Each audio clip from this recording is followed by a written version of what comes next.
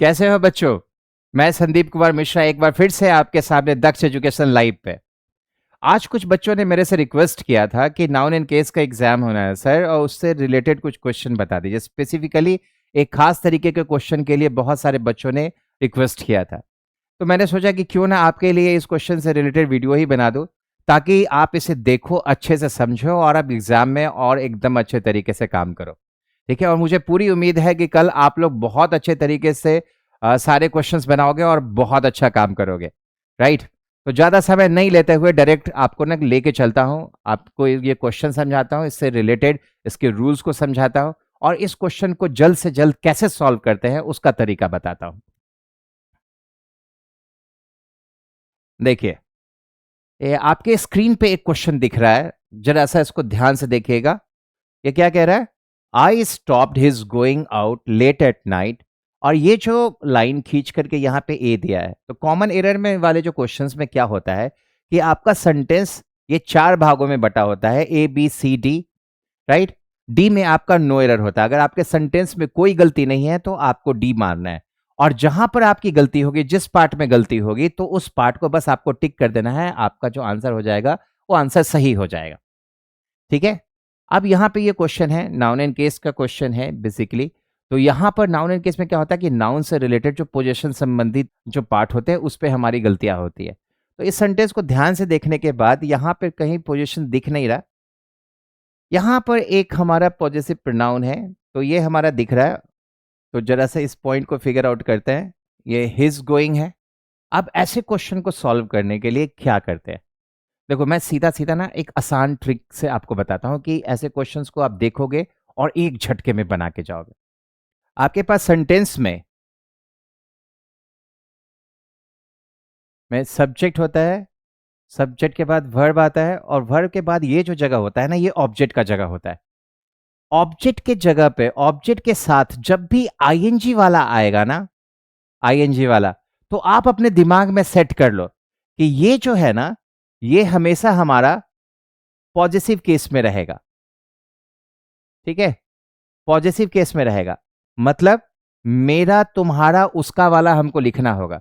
तो जब भी सब्जेक्ट के बाद वर्ब और वर्ब के बाद ऑब्जेक्ट के साथ अगर आईएनजी वाला आ गया, तो इसको तुम्हें पॉजिटिव में रखना है।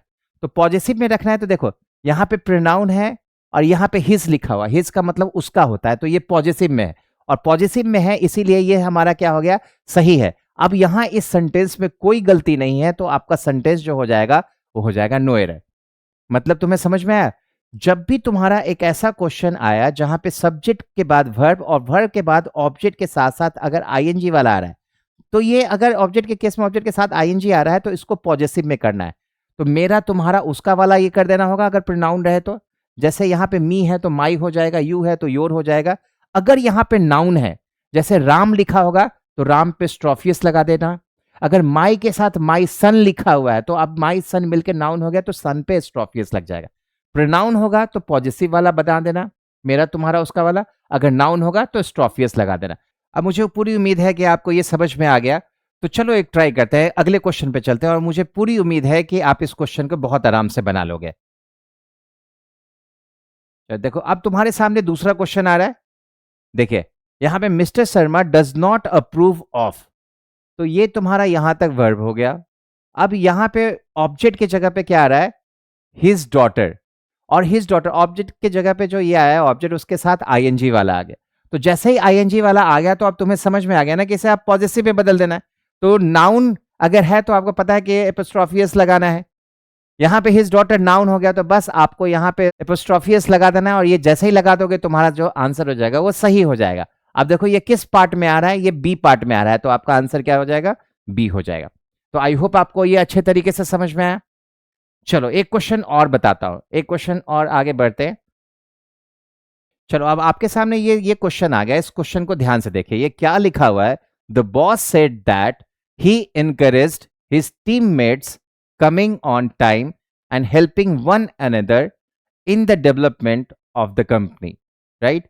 अब ये यहां पे तुम्हारा बन गया, और तुमने अभी क्या सीखा है कि देखो यहां पे द बॉस सेड, तो ये सब्जेक्ट वर्ब हो गया, और सब्जेक्ट वर्ब के बाद देखो यहाँ पे दैट आ गया, मतलब अब एक नया सेंटेंस शुरू हो गया।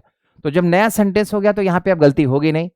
अब सेकेंड पार्ट पे देखो, यहां पे आ गया हमारा ही, ये आपका सब्जेक्ट हो गया, इनकरेज्ड ये आपका वर्ब हो गया। अब आ गया आपके ऑब्जेक्ट का जगह, तो देखो यहाँ हिज टीममेट्स हो गया, और ऑब्जेक्ट की जगह पे हिज टीममेट्स के साथ क्या आ गया, आईएनजी आ गया। तो अब आपको पता है ना कि यहां पर ऑब्जेक्ट की जगह पे ऑब्जेक्ट के साथ अगर आईएनजी वाला आता है तो इसे पॉजिटिव में बदल देना होता है। अगर प्रोनाउन रहता है तो माई, योर, हिज में बदल जाता है, और जब नाउन रहता है तो आपको क्या करना होता है, एपिस्ट्रोफियस लगाना होता है। तो यहाँ पे हिज टीममेट्स, अब ये नाउन हो गया है और ये प्लूरल है, तो जब प्लूरल का केस होता है तो वहां पे स्ट्रॉफी के बाद एस नहीं लगाते, सिर्फ एपिस्ट्रॉफी का यूज होता है, मतलब ये सिर्फ ये डंटी का साइन लगाना होगा, एस लगाने की जरूरत नहीं है। अब देखो ये किस पार्ट पे आ गया, ये तुम्हारा बी पार्ट में है, तो तुम्हारा जो आंसर हो जाएगा वो क्या हो जाएगा, बी हो जाएगा। B will be the answer. I guess कि आपको ये अच्छे से समझ में आया। तो ये 3 क्वेश्चन हम लोगों ने माइन्यूटली समझा, एक बार फिर से रिवाइज करा दे रहा हूं। सब्जेक्ट के ठीक बाद वर्ब आता है, और वर्ब के बाद ऑब्जेक्ट की जगह पे, ऑब्जेक्ट के जगह पे ऑब्जेक्ट के साथ अगर आईएनजी वाला आ रहा है तो यहां पे उसे पॉजिटिव में बदलना होता है। अगर प्रोनाउन होता है तो माई, हिज, योर वाले में चेंज हो जाएगा। जब नाउन होता है तो एपिस्ट्रोफियस लगाना होता है, और अगर वो प्लूरल है तो सिर्फ आपको एस्ट्रोफियस का साइन देना है। राइट बच्चा? तो अब मैं एक क्वेश्चन आपके लिए स्क्रीन पे लिख रहा हूं, और आप उस क्वेश्चन को देखो, बनाओ, और कमेंट बॉक्स में आप उसका आंसर लिख के दो। ये मैं नहीं बताने वाला, और मुझे पूरी उम्मीद है कि आप क्वेश्चन देखते ही आप उसका आंसर कमेंट बॉक्स में करोगे और सही तरीके से बनाओगे। और इस रूल को समझने के बाद मुझे पूरा यकीन है कि कल आपने जो ये सवाल मेरे से किया था इस क्वेश्चन के संबंधित, कल जब ये सवाल आपको क्वेश्चन में मिलेंगे आपके एग्जाम में, तो आप बहुत अच्छे तरीके से बना के आओगे। तो चलो मैं आपके लिए ये क्वेश्चन छोड़ रहा हूं, इस क्वेश्चन को देखो, इसका स्क्रीनशॉट ले लो, देख के इस क्वेश्चन का जवाब बना दोगे। मुझे उम्मीद है कि आप कुछ ही सेकंड में इस क्वेश्चन का जवाब बना के आप इसका आंसर कमेंट बॉक्स पे लिखोगे। राइट? एकदम राइट, डेफिनेटली आप इसको करके दिखाओगे।